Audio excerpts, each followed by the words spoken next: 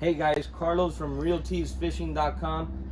Today we're going to talk about two-stroke outboard engines and some of the issues you may face and why you're facing that issue. So very quick, it's going to be the alarms going off on your helm coming from the key switch, or your boat's going into limp mode. Limp mode basically is the boat goes into like a lower gear setting so it doesn't go into catastrophic failure and you blow ahead, whatnot. There's something going on and the engine wants to preserve itself. So 3 things will cause this issue on most two-stroke outboards.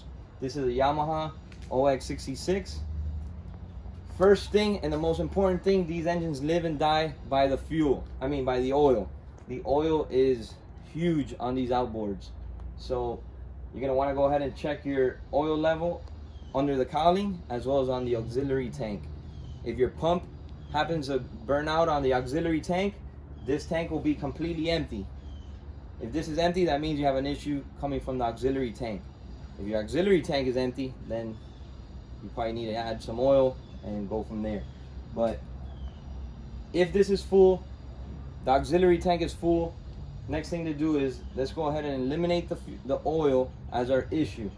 Sometimes the float valve will get stuck in the down position. They tend to go bad, they get heavy, they stay down, and that's when you'll get a false alarm. So one way to test that is, if it's full, you're gonna go ahead and put the key in the on position. Don't start it, just in the on position. And we're gonna go ahead and lift the float valve. If you get the alarm, that means it's working as it should. Just go ahead and lower it, turn the key off, and you'll reset it. Okay, so we're gonna move on to the second thing that'll cause these engines to go into a limp mode and sound the alarm over at the helm. And it's gonna be an overheat alarm. So basically, what we're gonna wanna check is your impeller. When was the last time you checked your impeller or replaced your impeller? If it's been more than 2 years, it's probably a good time to go ahead and do that. As well as your thermostats. You're gonna wanna go ahead and replace your thermostats. Pretty easy to do. We have videos on how to do that. And then you have your poppet valve. Those 3 things are most likely gonna be your issue.